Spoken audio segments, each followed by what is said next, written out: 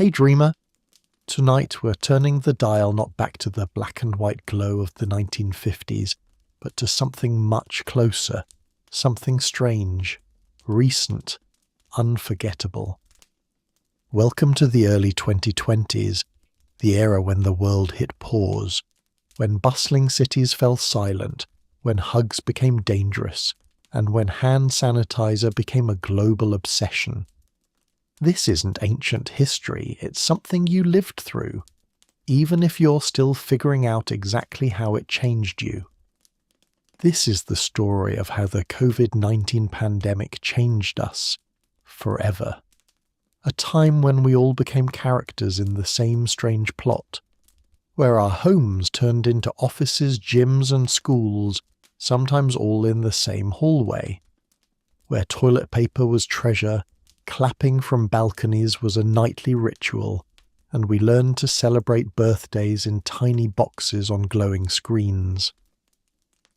Before we begin, take a moment to like this video if this helps you wind down, and subscribe so you never miss another calming story about the weird and wonderful corners of history. And while you're here, drop a comment. Where were you when the world went quiet? What's something you remember that no one talks about anymore? What small thing helped you keep going? Maybe a routine, a person, a pet, a quiet corner of hope. Because you never know who might be reading your story and realizing they weren't alone in theirs. This was a global experience, but it was also deeply personal. And sometimes sharing what helped you is exactly what someone else needs to hear tonight. Now dim the lights, take a breath. Let's pause for a moment. Do you still remember what it was like to live in a world where everything you knew stopped overnight? Where time lost its meaning, bread rose better than morale, and you learned to read a stranger's whole mood just from their eyebrows? Well, congratulations! You've just woken up in March 2020. You're standing in your kitchen staring at a half-stocked pantry and wondering if quarantine snacks count as a food group. Don't worry, we'll walk through it, one chapter at a time. Let's get started. We didn't know this would change us forever. We were mid-sentence, mid-project, mid-vacation plan, mid-everything. We were standing in line at the airport, shoulder to shoulder with strangers, wondering if we had time to grab a coffee before boarding. We were blowing out candles on birthday cakes that a dozen other people would eat.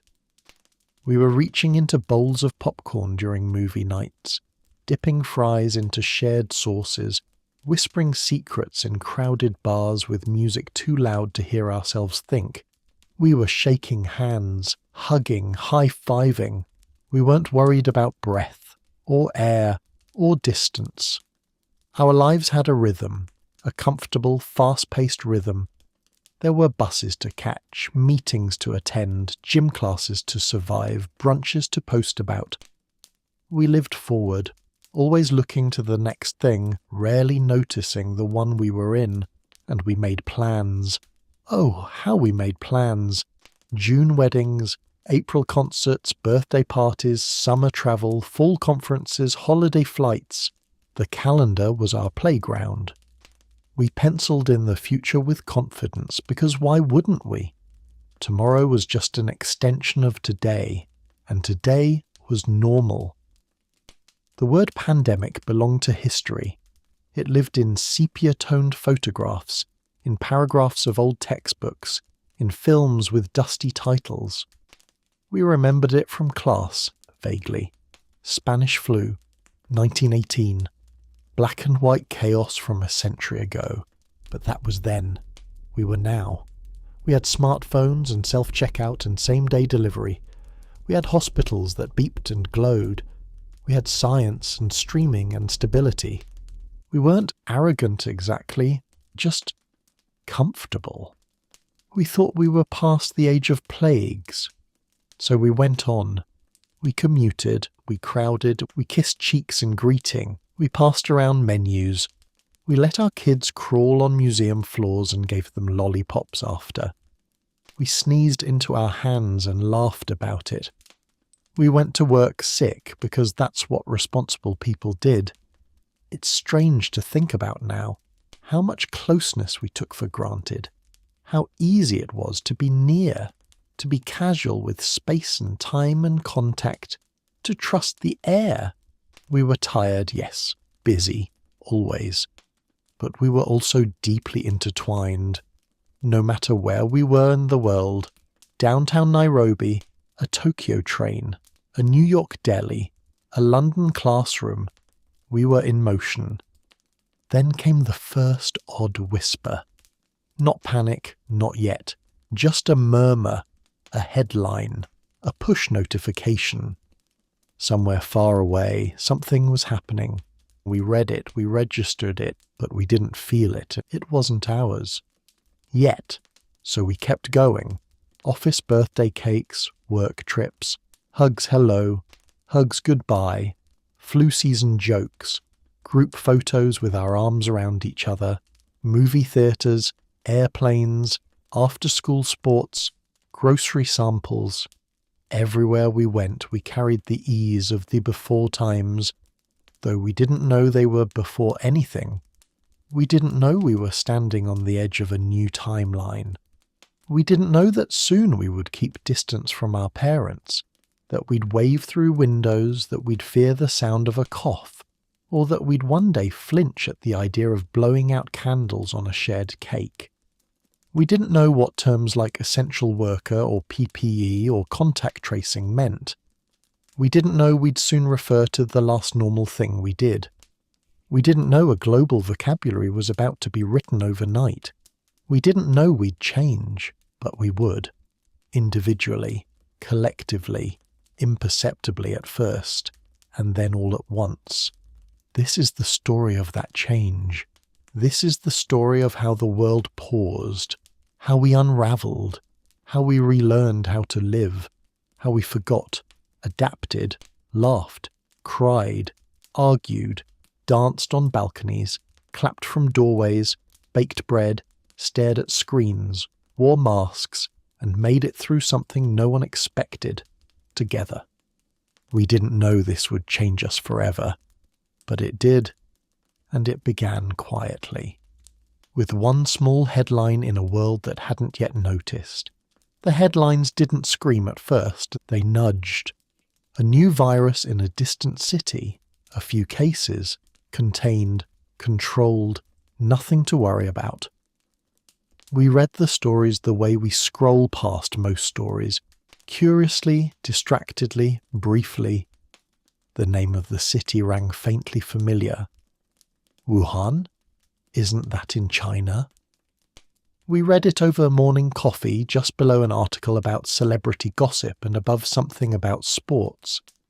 There were words we recognised: outbreak, pneumonia, travel advisory, and words that felt bigger, more dramatic: novel virus, zoonotic, wet market. But we didn't linger. It felt far away. Not just geographically, psychologically, like weather on another planet. We had meetings to attend, kids to drop off, movies to watch, dinner reservations to make.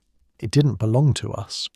We told ourselves, these things happen, viruses appear, they flare up, they fizzle out, it'll pass, it always does. But something about it kept bubbling back. A few days later, the number of cases ticked upward, then more. Suddenly, China was building a hospital in 10 days. 10 days? That seemed fast. We shared the video clips. Look at this, we said. Can you believe it? Still, we weren't alarmed. We were fascinated. We became amateur epidemiologists in comment sections. It's no worse than the flu, we typed. Statistically speaking, it's still small. We compared graphs, looked at case counts, watched curves. We used words like containment and transmission without fully knowing what they meant. The red dots on global maps grew. One in Korea, a few in Italy, a cruise ship somewhere, Iran, Japan, more dots, more headlines. A celebrity tested positive, an athlete, a politician. The headlines kept coming, but not all at once, like waves tapping at the edge of our consciousness, and we let them. Because we had lives to live.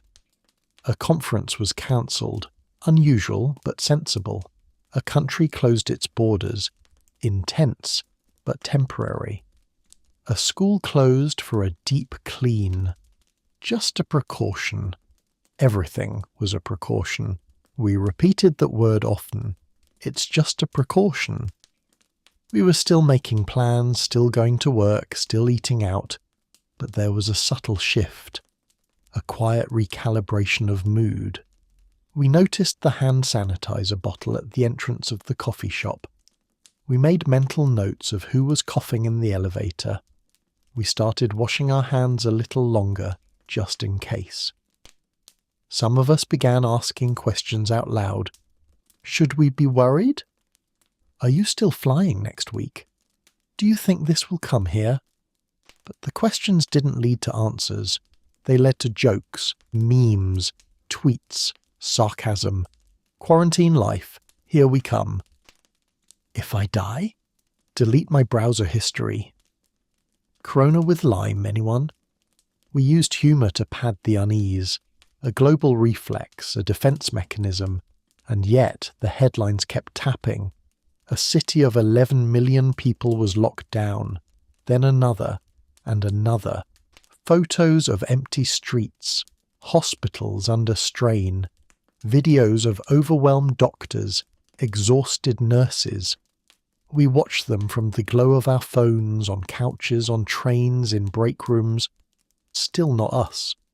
But the tone changed. News anchors began using words like pandemic with less hesitation. The World Health Organization held press conferences. Scientists warned of scenarios. Airlines started altering routes. Supplies started running low in certain cities. We started paying closer attention. Still detached, but less dismissive. The story was no longer about them. It was creeping closer, city by city, dot by dot, like a tide inching up the shore, and soon it would reach our feet. We weren't scared yet. We were amused, annoyed, lightly confused, and so we joked. We made memes faster than the virus could spread. If I get quarantined, at least I can finally watch everything on Netflix. Day 3 of isolation. I've started talking to my plants. They're ignoring me. If I die, delete my search history. Humour was our first reflex, sarcasm our social currency. Some of us made TikToks pretending to cough in crowded spaces. Others turned news clips into remixes with dramatic music. We joked about toilet paper, about hand sanitizer, about bunkering down with wine and snacks and zero responsibilities. It felt like a snow day for adults. We texted each other, should we be worried? But we didn't stop going out. We went to concerts, weddings, restaurants. We shared chips, sipped from each other's drinks. We read headlines that said global health emergency and kept planning birthday parties. We couldn't grasp it yet. Not fully. It didn't feel real. A few people started wearing masks. They were met with side eyes, even mockery. That's a bit much, isn't it? Others started stocking up on canned goods, quietly. Just in case, they said. Flights were still flying, schools were still open. Sure, the hand sanitizer at the front desk was always empty now, but that was a minor inconvenience, not a sign of collapse. We had no unified script for how to act, so everyone wrote their own version. Some of us bought N95 masks before knowing what N95 meant. Some laughed about conspiracy theories on YouTube. Some stocked up on frozen pizza. Some rolled their eyes at people who stocked up on frozen pizza. We argued in group chats. It's just media hype. No, it's serious. It's no worse than the flu. Actually, here's a thread I read. Everyone became an armchair expert overnight. We started Googling terms we didn't know. Community transmission. Incubation period. What is flattening the curve? We debated if it was okay to still travel, then travelled anyway. We said things like, well, I'm young and healthy, so I'll probably be fine. Which we now realise was not exactly the most generous worldview. We whispered our worries, then drowned them in punchlines, because we didn't want to admit it. Not out loud, not yet, but something felt off. Off in a way we couldn't define.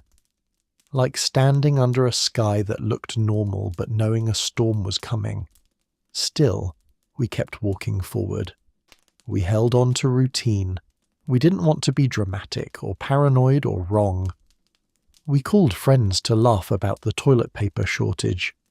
We sent each other tweets about people panic buying beans.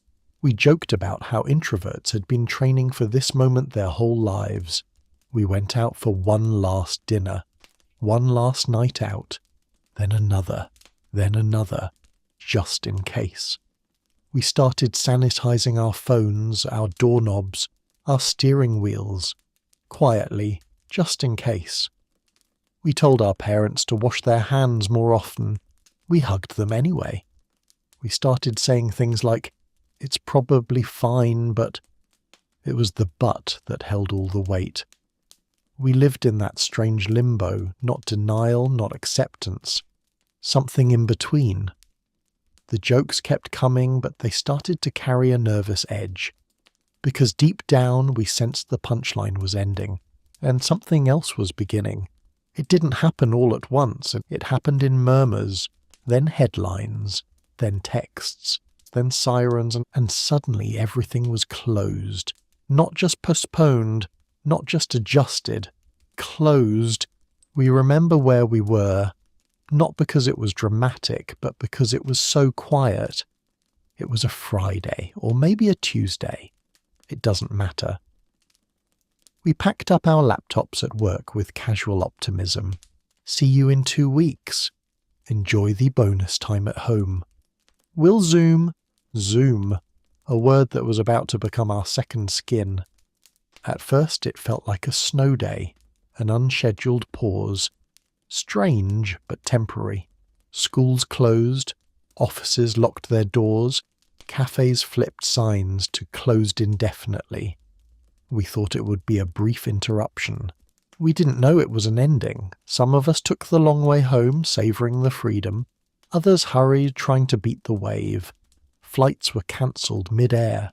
Borders snapped shut like mousetraps. People scrambled to return to their home countries before it was too late, though no one could define what that meant. We watched the footage. Major cities gone silent. Paris without traffic. Times Square deserted. A sports stadium turned into a hospital. We saw our world from angles we were never meant to. Still, bare, haunting. And it wasn't just the big things that closed. It was the small things. The after-school piano lessons, the farmers' markets, the playgrounds, the casual routines we didn't know we loved. We tried to stay light-hearted. This is fine, we said. Just a precaution, we repeated. But the language began to shift, from avoid large gatherings to stay home, from out of an abundance of caution to shelter in place, from social distancing to lockdown. Lockdown, a word we had never used for ourselves. Some of us lost jobs in an email. Others were told to report to the front lines with no time to think. Some stayed home with restless children and an overwhelming laptop. Others went silent, their jobs vanished overnight and no one called to check. We made new rituals, wiping down doorknobs, timing trips to the grocery store like a military mission, carrying our fear like a second bag. We began to live in waves. News briefings, press conferences, scrolling, waiting, checking the numbers. We stopped hugging, stopped shaking hands, stopped standing close. Our bodies relearned space. Public transportation went still. Streets emptied. Entire skylines dimmed. We watched videos of wildlife returning to cities.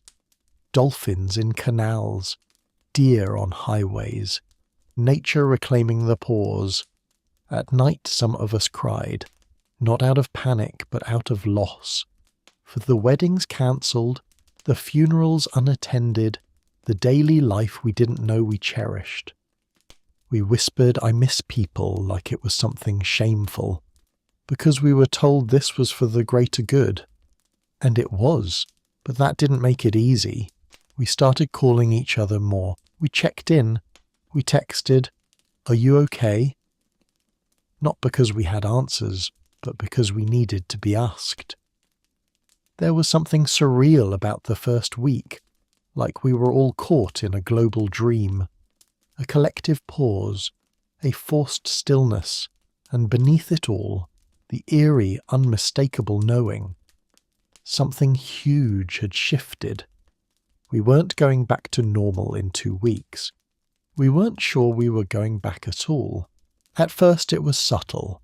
A few more cans in the cart, an extra bag of rice, a quiet creeping sense that we should be doing something.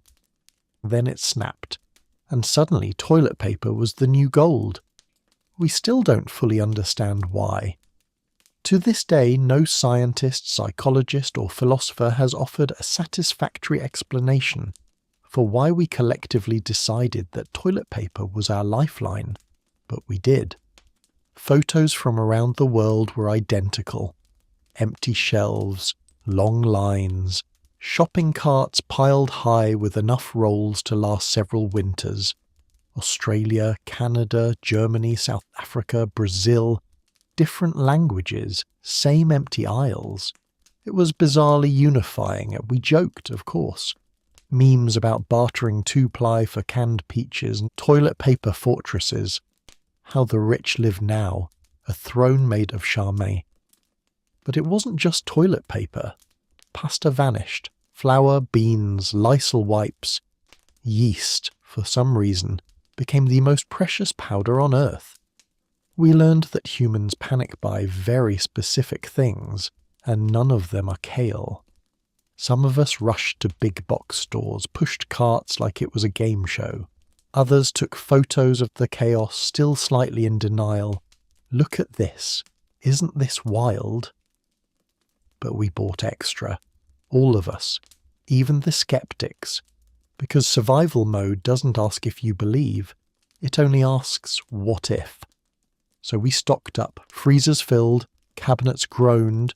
We found canned beets we hadn't seen since the Cold War and said, they'll do. We calculated how long our food would last.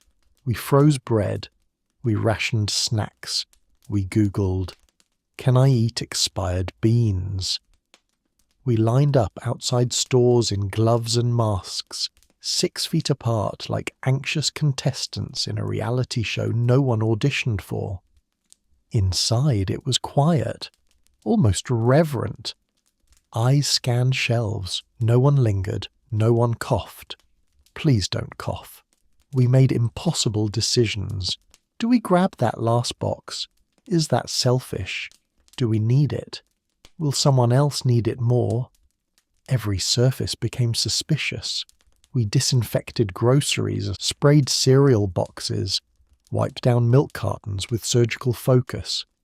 Some of us left deliveries outside to decontaminate, as if the virus were a radioactive mist.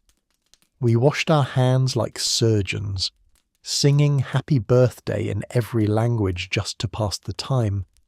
We debated gloves versus no gloves. We eyed doorknobs with fear. We learned to open things with our elbows, wrists, coat sleeves, anything but our actual fingers. Packages became moral dilemmas. Touch or wait, sanitize or burn. We watched videos of safe unboxing techniques like they were bomb disposal tutorials, and still we ran out of toilet paper. We shared rolls like wartime rations. We texted, Target has some, as if we'd found gold. Bidets trended. DIY tutorials popped up. It was a moment. Meanwhile, we turned our homes into bunkers, pantries organised, flashlights tested. Some of us bought camping gear, just in case. Others planned escape routes. Most of us just sat quietly staring at our stockpiles, wondering if we had overdone it, or underdone it. Because the rules were unclear. How long would this last? Was this week 1 of 2, or 1 of 200? No one knew. So we did what humans do when the world feels unstable. We tried to control what we could. We cleaned, like deep cleaned. We scrubbed grout. We mopped obsessively. We vacuumed air vents. We arranged spice racks alphabetically. We organised closets. We wiped down surfaces that hadn't seen a cloth since the early 2000s. We couldn't fix the world. But we could clean the bathroom. It gave us something to hold on to. And maybe that's what survival mode really was. Not panic, not hoarding, but grasping. Grasping for control in a moment that felt ungraspable. And yes, we went a little overboard, but honestly, we were scared. And scared people do strange things, even if that means fighting someone over the last roll of 2-ply at the corner store. Everything became suspicious. A tickle in the throat. A headache that felt slightly different. A neighbour's cough through thin apartment walls. We started monitoring ourselves like fragile machines. Was that sneeze allergies? Do I feel warm, or am I just anxious? Does coffee still taste normal? Every breath became a self-check. We Googled symptoms obsessively. We reread the CDC lists until they blurred. We became students of our own lungs. Some of us bought thermometers for the first time in years. Others took their temperature 5 times a day, just to make sure. We argued about symptoms. It's not just a fever, it's the dry cough, right? We sniffed spices in the kitchen like sommeliers, making sure our sense of smell hadn't left us. Paranoia didn't come with flashing lights or dramatic music. It was quiet. It settled in like dust. We jumped when someone sneezed on TV. We winced at scenes with handshakes in old shows. We watched commercials made before the pandemic and whispered, 6 feet, buddy. We started seeing invisible danger everywhere. We eyed door handles like villains in a spy movie. We flinched when someone walked too close in the grocery store. We pressed elevator buttons with keys, elbows, sticks. Anything but skin. We started treating air like it could bite us. Outside, people stepped off sidewalks to avoid one another. Inside, we cracked windows in February because circulation became the new religion. We spoke through masks and fogged up glasses. We didn't recognize each other anymore. We became unintentional mimes expressing entire emotions with only our eyebrows. News updates felt like blood pressure spikes. We checked numbers every morning like stock tickers. Confirmed cases, death tolls, hospital beds, graphs, charts, projections. Some of us read every article. Others stopped reading entirely for the sake of our sanity. The numbers were dizzying. But it wasn't the numbers that shook us. It was the names. The moment someone we knew tested positive. The moment we saw someone we loved in a mask hooked up to machines on a screen. The fear sharpened into something real. Not theoretical, not abstract. It had names now. We read stories of overwhelmed hospitals, of nurses wearing garbage bags, of doctors reusing masks meant to be disposable. We saw makeshift morgues in trucks. We saw tears behind face shields as it was happening. We banged pots from balconies to thank essential workers, even though thank you felt tiny compared to what they carried. And still fear lived in the smallest places, in the mail, in the groceries, in a stranger's breath. We became experts in caution. We washed fruit like it was covered in poison. We created entry rituals for the front door, shoes off, coat in one area, wash hands for 2 full choruses of happy birthday. We had dreams about forgetting our masks. We turned around mid-walk when we saw crowds. We timed grocery runs like military ops. Mask, gloves, list, in and out, no touching. Some of us didn't leave at all for days, weeks. We watched the seasons change from inside. And the silence, at first novel, then peaceful, started to grow heavy. We didn't miss going out. We missed not worrying. We missed hugging without calculation, kissing without panic, sharing food without fear. We were no longer joking about quarantinis and banana bread. Now we were waiting, holding our breath, trying not to fall apart under the weight of a breath. This wasn't alarmism. This was awareness. Heightened, prolonged, exhausting. And underneath it all, something else was growing too. The need to cope, to distract, to create meaning inside the stillness. But before we reinvented ourselves, we had to survive the claustrophobia of hyper-awareness. At some point the panic quieted, not because anything got easier, but because we had run out of energy to stay in constant survival mode. So we adapted. We turned inward. We shifted from disinfecting the doorknob for the 5th time to baking bread. Yes, bread. Globally. At some point in April, the entire planet woke up and said, I think I'll start a sourdough starter. Flour became the new toilet paper. Yeast disappeared from shelves like it owed someone money. We gave our starters names Chad, Bubbles, Doughy Parton. We posted their progress like they were pets. He's bubbly today. She's really risen this morning. We compared crusts. We scored loaves like it was the Olympics. Some of us actually learned to bake. Others made banana bread. A lot of banana bread. We Googled, can I use baking soda instead of baking powder? We made do. We made a mess. We made carbs. The kitchen became a stage. A place to create, to feel productive, to pass time with purpose. We learned how to flip pancakes. We burned cookies and ate them anyway. Then came the haircuts. With salons closed, we stared into bathroom mirrors with scissors in one hand and blind optimism in the other. Buzz cuts happened. Bad bangs happened. Some of us dyed our hair blue at 2 a.m. just to feel something. Children got bowl cuts. Partners got roped into just a little trim. We all learned the hard way that YouTube tutorials didn't really help. We reinvented our homes. Living rooms became gyms, bedrooms became offices, closets became panic rooms. We moved furniture to create zones. We bought ring lights. We downloaded workout apps. We tried yoga and stretched our tight pandemic hips while pretending not to be deeply out of breath. We danced in our kitchens. We took online Zumba. We learned TikTok routines that we never posted. We tried everything: embroidery, painting, jigsaw puzzles, bread baking, macrame, resin, candle making. One of us probably tried to learn the lute. We built elaborate blanket forts, some for children, some for ourselves. We rediscovered board games. Some of us played Monopoly. That was a mistake. We rearranged bookshelves, alphabetized spices, color-coded sock drawers.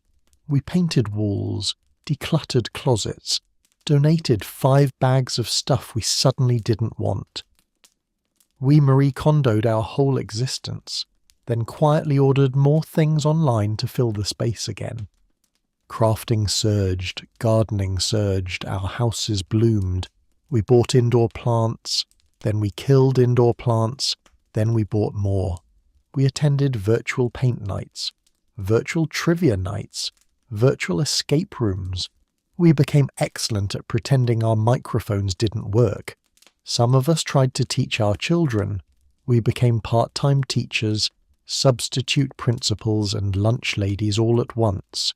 We printed worksheets. We watched math videos. We gave up. We made snacks. We laughed. We cried. Sometimes at the same time while holding a loaf of bread and a glass of wine. We created home routines, coffee rituals, early evening walks, candlelit showers. We tried to make the inside feel less like a cage.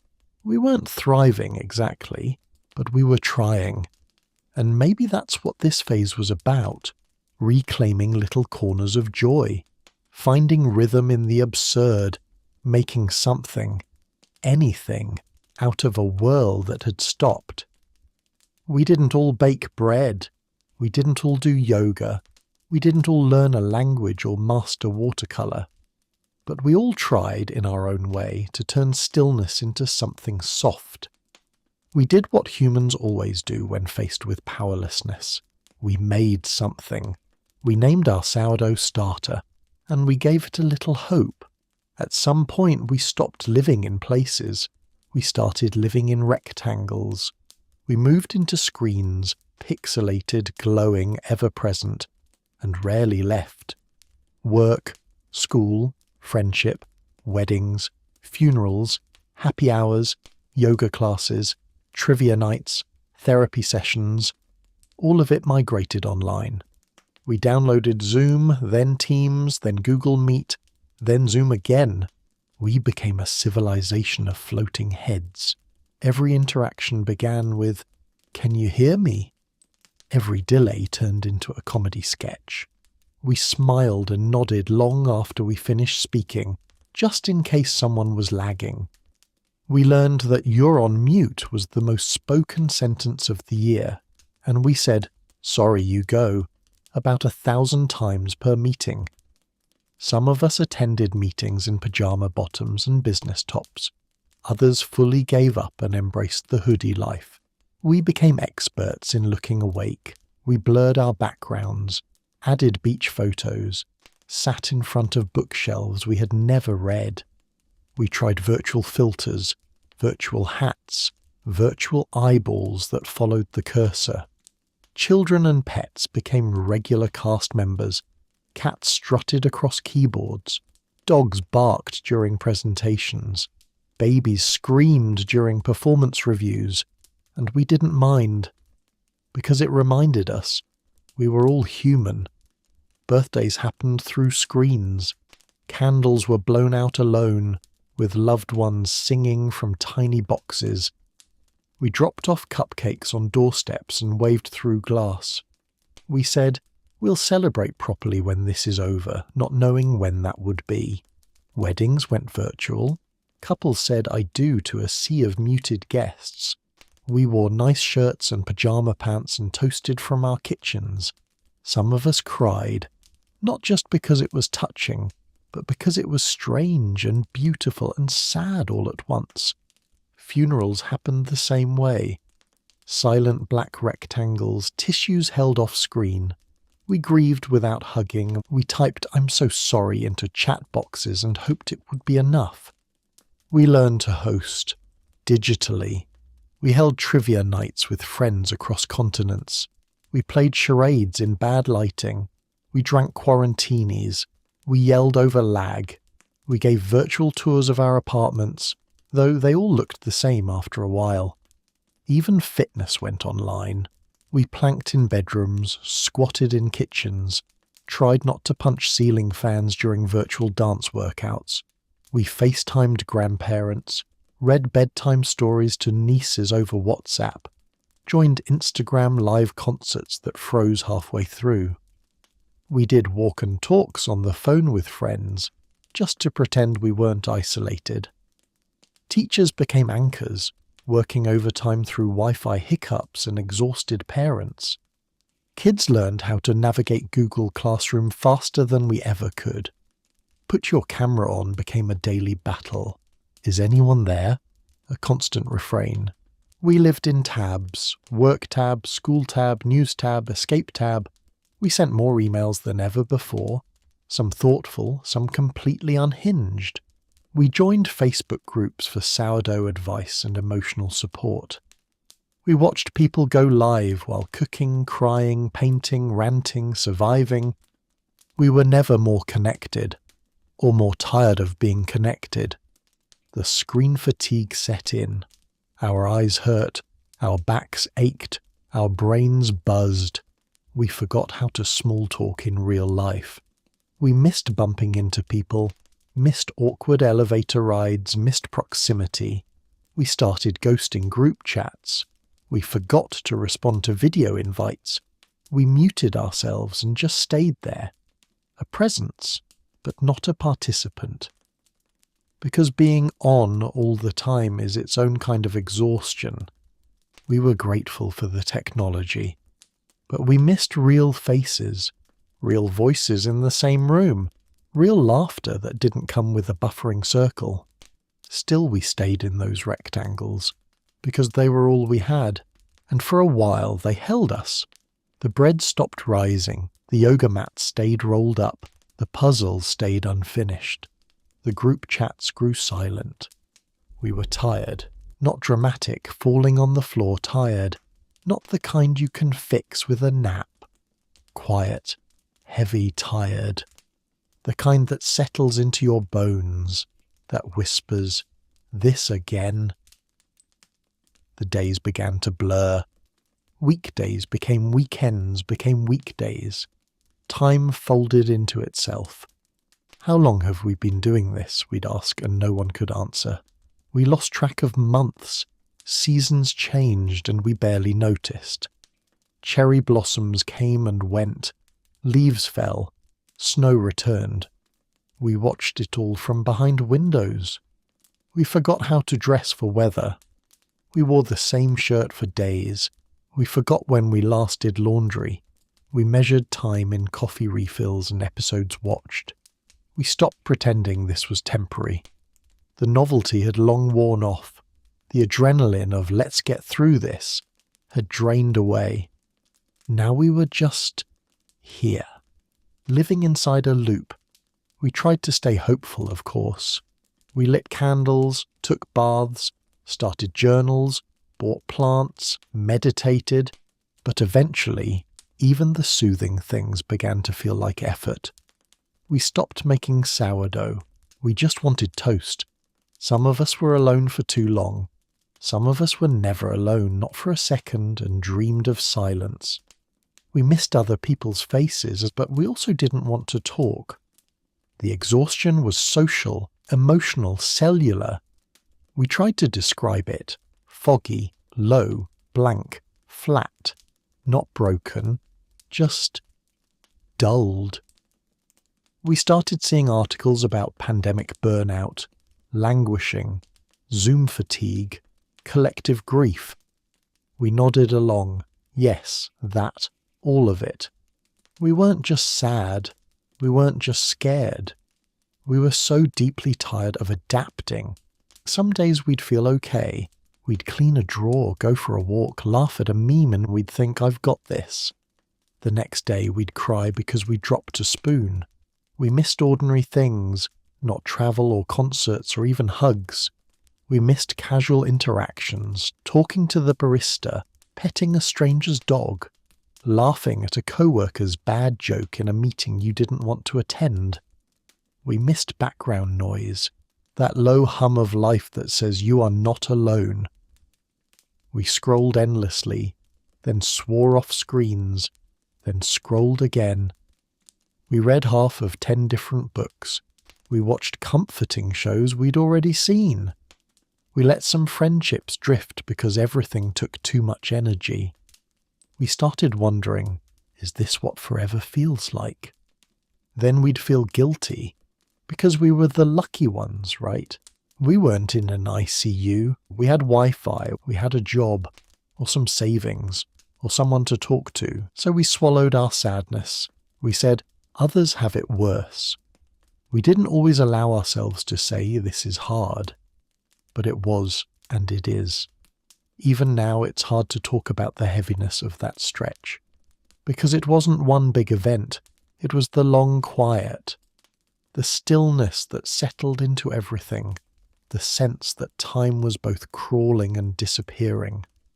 We thought we'd do big things, write novels, get fit, learn a language. Instead, we just kept going, which in hindsight was heroic in its own quiet way. We woke up. We showed up. We made it through one day, then another. Sometimes that was enough. Sometimes that was everything. And then something shifted again. Not the numbers, not the restrictions, not the science, the mood. Because just when the fatigue felt like it would smother everything, something unexpected happened. We heard applause. It started in Italy, then Spain, then India, then the UK, then cities across the globe. People opened their windows, stepped onto balconies, walked onto porches, and clapped. Every evening at the same time, the sound of hands, clapping for nurses, doctors, paramedics, grocery clerks, delivery drivers, janitors, all the people who didn't get to stay home, echoed through silent cities. It was small, but it was thunderous.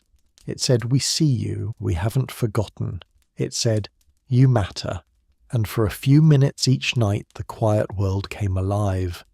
Some banged pots, others whistled, cheered, played instruments.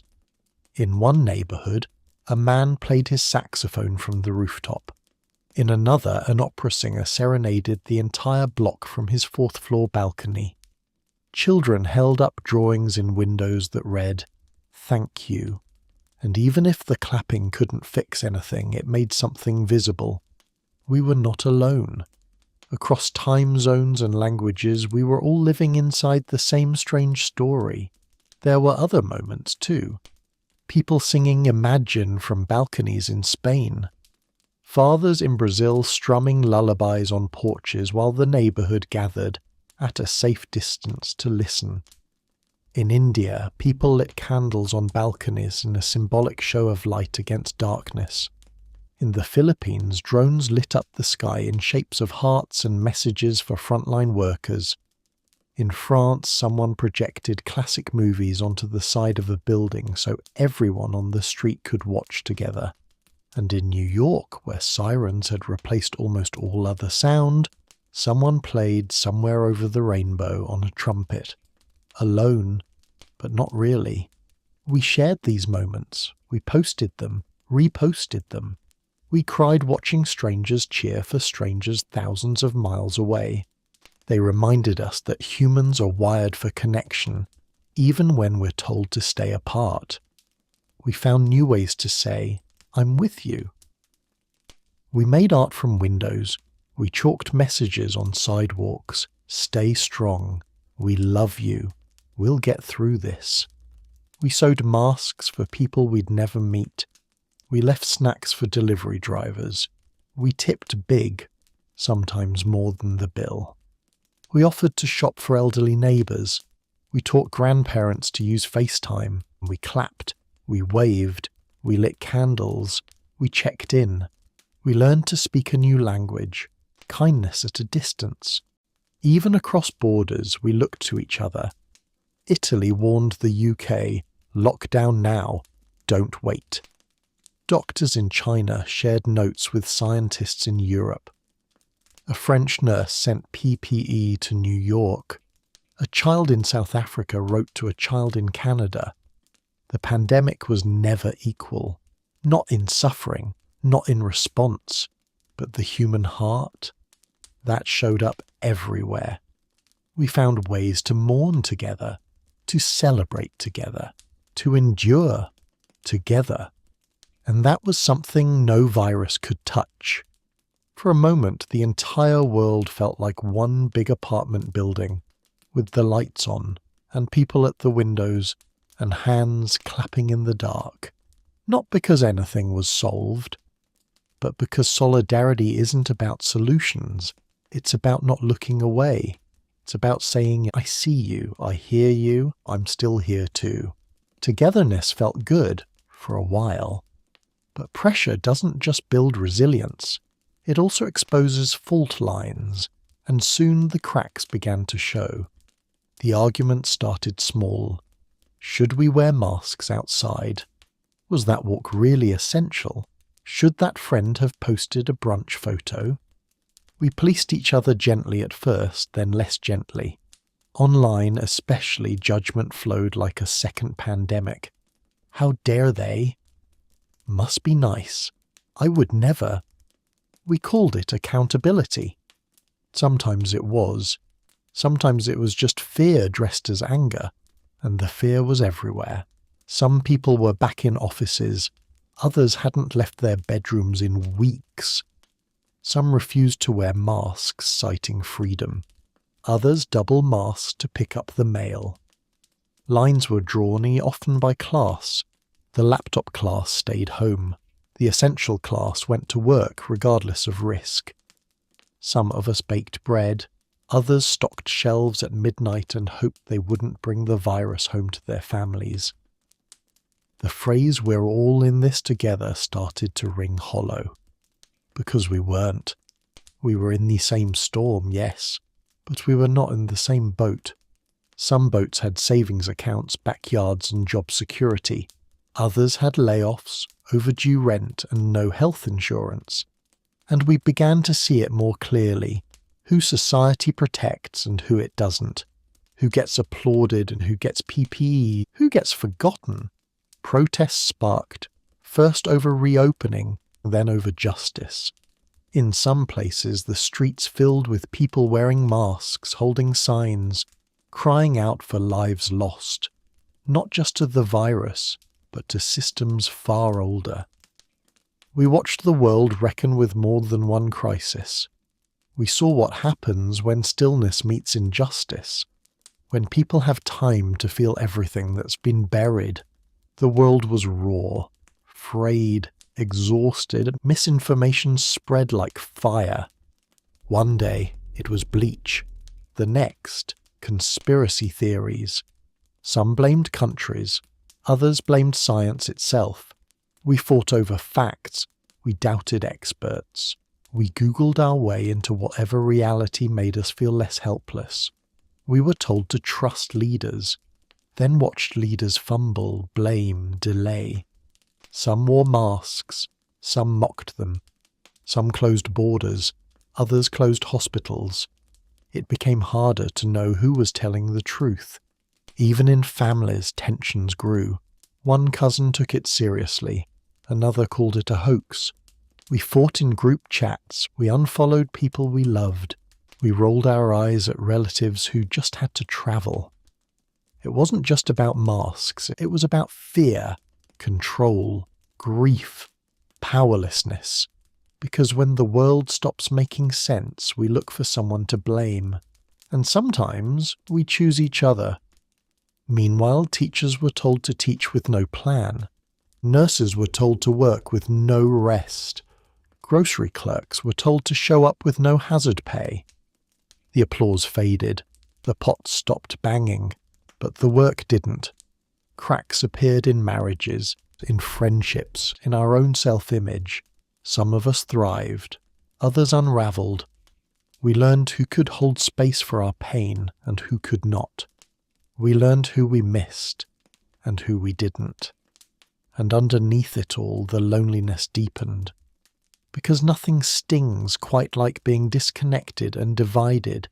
And yet, even in the tension, there was something real. A truth exposed. The world hadn't been working as well as we thought. And maybe the cracks weren't just fractures. Maybe they were revelations. Windows, chances to rebuild, if we were brave enough to look through them. We didn't announce it. There was no ceremony, no press conference, no official start. But at some point we stopped calling it the new normal. It was just normal. We stopped flinching at masks. We stopped hesitating before pumping hand sanitizer. We stopped seeing taped X marks on the floor as strange.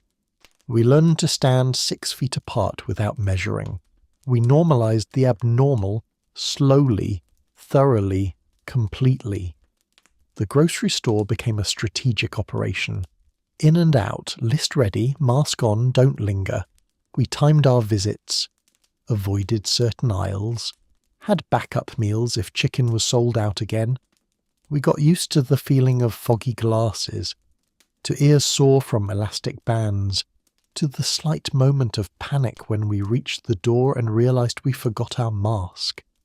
We kept spares in coat pockets, in glove compartments, hung on doorknobs. Masks became accessories, coordinated, patterned, branded. We learned which ones made our ears look weird and which ones let us breathe just enough.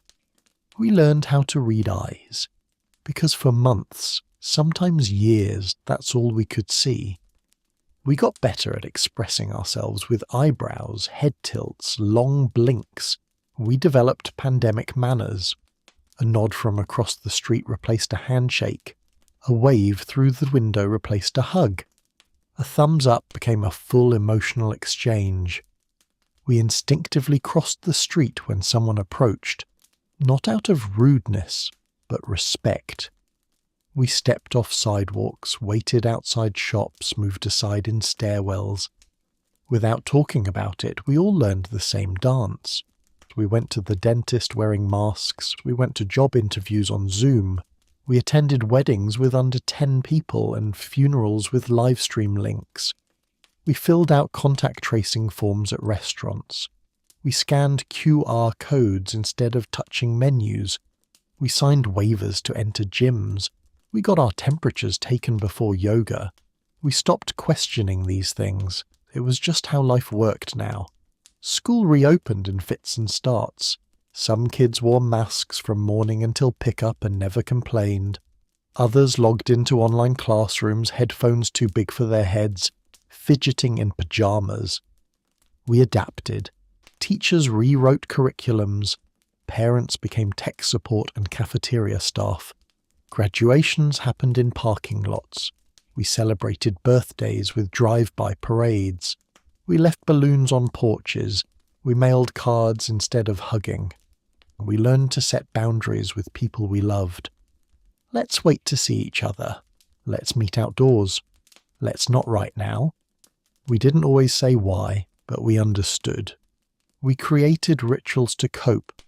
The daily walk, the afternoon tea, the Friday delivery night.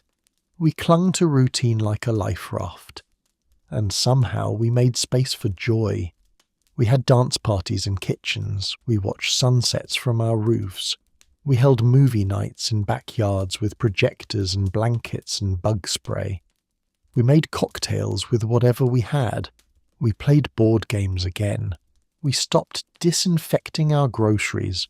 We laughed about how we ever did, but we didn't judge ourselves because it made sense at the time. That was the thing about adaptation. You don't always notice it as it's happening.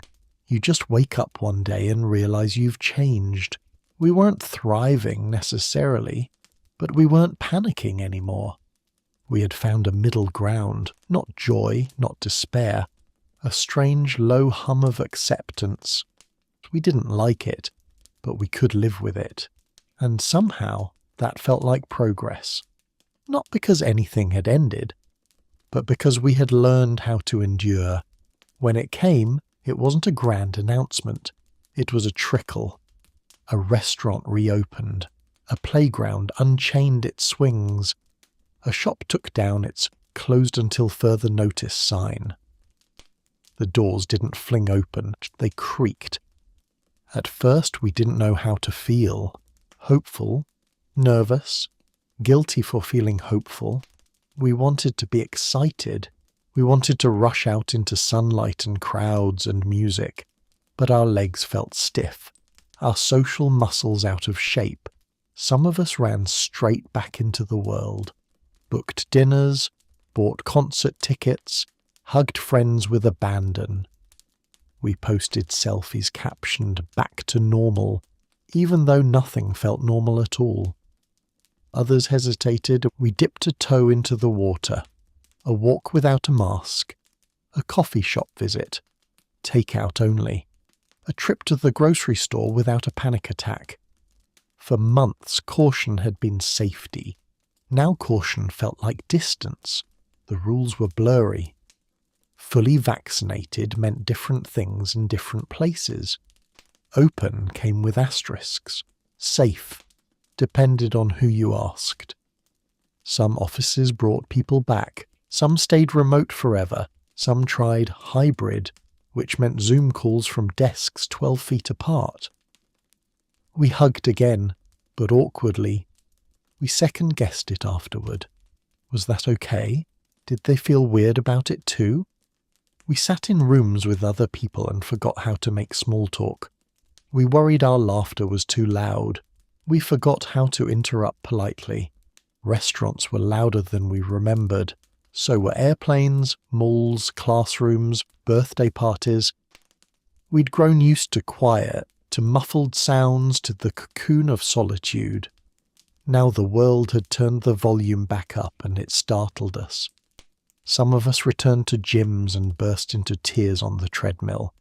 Not because we were emotional, just overwhelmed by the lights, the people, the mirrors, the sudden visibility. We saw old friends again and noticed how tired they looked, how different we all were. We had new hair, new habits, new boundaries, new aches. We weren't who we were before, and we didn't know how to talk about it. We found ourselves asking strange questions. Do we shake hands again? Do I wear a mask in your house? Are you hugging people right now? There were no etiquette rules for reintegration. Some people wanted to talk about everything we'd just been through. Others didn't want to say a word, and honestly, some friendships didn't return at all. Not out of anger, just attrition, distance, change. We reopened the world, but not everything came back. Some restaurants were gone, some neighbours had moved, some people, heartbreakingly, never made it through. The world looked the same on the surface, but it wasn't. Some of us had babies during the pandemic. Some of us lost parents. Some of us came out, broke up, changed careers. Some of us simply survived, and that felt like enough. There was joy in the return. The first movie theatre visit. The first concert. The first time we sat in a crowded cafe and didn't flinch. But there was also grief. For time lost. For people missed. For the strange security of the quiet life we had reluctantly gotten used to. We had lived through something monumental, and yet bills still came, trash still had to go out, dishes still piled up, the mundane marched on, life resumed, but we didn't resume. We restarted, cautiously, awkwardly, unevenly. And for the first time we realized maybe there was no going back, there was only forward, and we were still figuring out how. It didn't happen in a single moment. There was no sudden epiphany, no headline that said, "Breaking, you are different now." It was slower than that, quieter. But one day we looked around, really looked, and realized we don't feel the same. We laughed again. We hugged again. We stood in crowds, sat in theatres, danced at weddings. But something beneath the surface had shifted. We noticed ourselves pausing before touching a doorknob. We still scanned rooms, subconsciously counting how close people were standing. We still kept a mask in the car, just in case. And beyond the habits, we noticed something stranger. We didn't want the same things anymore. Some of us left jobs we once thought we'd never quit. Others moved cities, changed careers, started over.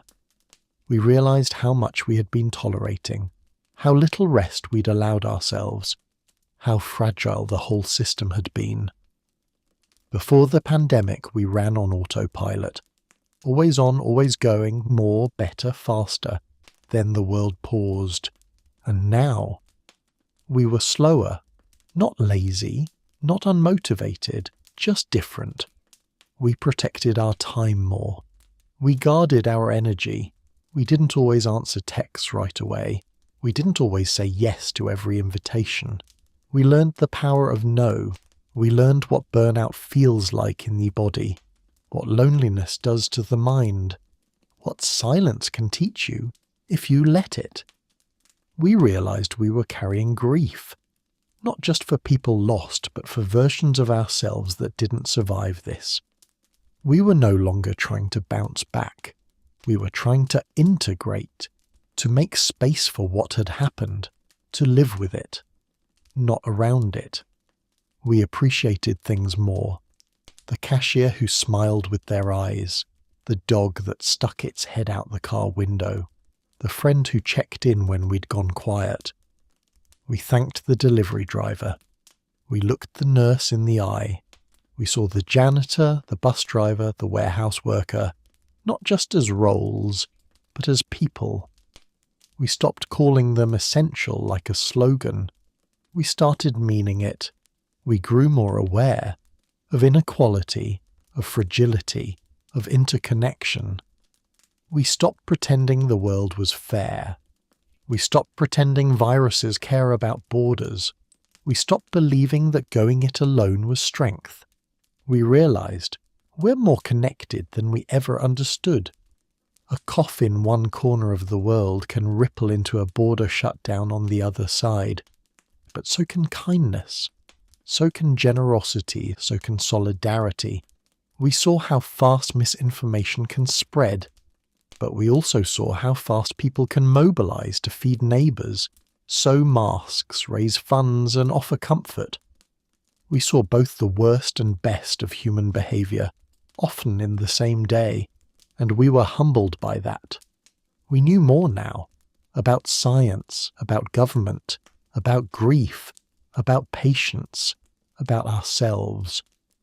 We knew what it felt like to not know what tomorrow would bring, to be powerless, to be scared, to be resilient anyway.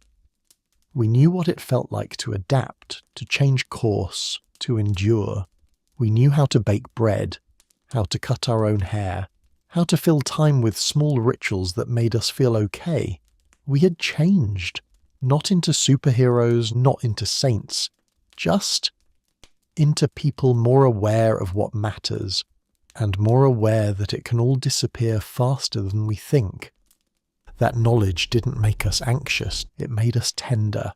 It made us pay attention, because we had seen how quickly normal can vanish. And now we understood that every quiet morning, every safe breath, every ordinary hug was extraordinary. Looking back, it almost feels like a dream. Not the good kind, not the bad kind either. The kind you wake up from slowly, blinking, unsure whether it really happened. But it did. We remember the empty streets, the masked faces, the sourdough starters, the Zoom birthdays and elbow bumps, the quiet ache of waving at loved ones through glass. We remember wiping down bananas, stockpiling toilet paper, washing our hands like it was a sport. We remember the clapping, the nightly applause, the balcony songs, the signs taped to windows. We're in this together. We remember the anxiety, the frustration, the loneliness, the unexpected joy. We remember learning how to breathe in a new world. And now we carry it with us, not as constant fear, but as memory, not as trauma, but as truth. Not as something to run from, but something we lived through, together. Because that's the part we sometimes forget when we tell the story. It wasn't just about the virus. It was about us, what we became, how we adapted, how we struggled, how we created meaning in small corners of ordinary life. We saw each other, really saw each other, in ways we hadn't before. We saw grief on strangers' faces in grocery aisles. We saw kindness in doorstep deliveries and surprise messages. We saw resilience in every parent-turned-teacher, every nurse who worked a double shift, every tired employee keeping the lights on. We saw the cracks in our systems, the limits of individualism, the cost of pretending everything is fine when it isn't. But we also saw what happens when people show up, with soup, with masks, with music, with love. We learned to ask, "How are you?" and mean it. We learned to say, I'm not okay, and be met with understanding. We learned that sometimes just making it through the day is its own kind of success. We grieved, yes, and we should honour that. We lost time, milestones, jobs, dreams, people we loved. We must never skip that part of the story. But we should also remember what we found. Stillness, perspective, community, ourselves. We learned that we are not built for endless productivity. We are built for connection, for morning sun and shared laughter, for holding hands, even metaphorically, across borders. We are fragile, we are adaptable, we are ridiculous, we are miraculous. And above all, we are not alone. Not then, not now, not ever. Because as much as the pandemic separated us, physically, politically, emotionally, it also reminded us of something profound. We belong to each other. We may speak different languages, live under different flags, eat different breakfasts. But we all worry. We all love. We all cry in bathrooms when no one's looking. We all want safety, joy, meaning, and someone to call when everything feels heavy. And somehow, against the odds, we all made it through the same story. Together, not equally, not without pain, but together. And maybe that's the most important part. Not the charts, not the numbers, not the protocols, but the shared humanity. The knowing glance between strangers, the quiet nod in the grocery store, the feeling that says, you were there too, you remember. So now, as we move forward, because forward is the only direction time will go, we carry this story with us, not as a scar but as a thread, binding us, reminding us that when the world paused we discovered what mattered most, each other, and that changed us forever. And changed is okay. We weren't meant to come through something like that untouched. But here you are, still here, still breathing, still writing your story. You may not have finished a novel, or mastered yoga, or started a garden, but you made it through a moment in history that will be studied, remembered, and spoken about for generations. And that matters. So tonight, before you drift off, I want to leave you with a small challenge, one that only takes a moment, but can fill the whole night with peace. Think of 3 things you appreciate in your life. 3 real things, small things, warm things, the sunlight through your window, the friend who texted back, the cup of tea that helped you through the day, anything that makes you whisper, thank you, even if only in your heart. Say them softly to yourself. Let them anchor you.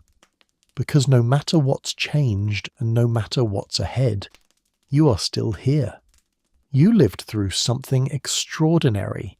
You adapted, endured, and kept going. That makes you part of a global story, a survivor, a quiet kind of warrior. So sleep well, dreamer. You sure deserve it.